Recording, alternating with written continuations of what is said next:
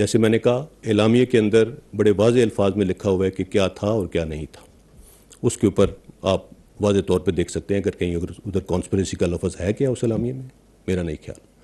दूसरी बात, इस इनपुट को अगर डी क्लासीफाई करना है, बिकॉज इस कॉन्फ्रेंस के मिनट्स हैं, उन मिनट्स को गवर्नमेंट डी क्लासीफाई कर सकती है।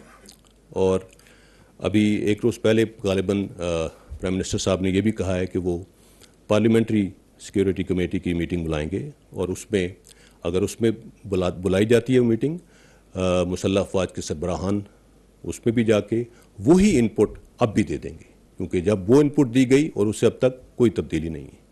Chief of army staff is neither seeking an extension nor will he accept an extension, no matter what. He will be retiring on the 29th of November 2022. बिल्कुल भी नहीं, कोई ऐसी बात नहीं। क्या आपके पास इसका कोई एविडेंस है? अदालतें फौज के अंडर हैं आपके ख्याल में?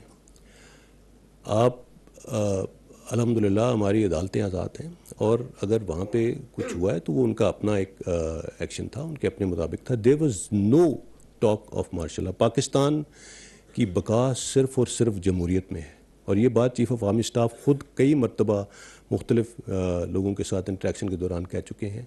और इस जमहूरियत को मजबूत करना सबका फ़र्ज़ है, इनफरादी भी और इज्तिमाई भी। और इस जमहूरियत के अंदर इसकी स्ट्रेंथ इदारे हैं, चाहे वो पार्लियामेंट है, चाहे वो सुप्रीम कोर्ट है, चाहे वो मुसल्लह अफवाज है, वो इसकी स्ट्रेंथ है।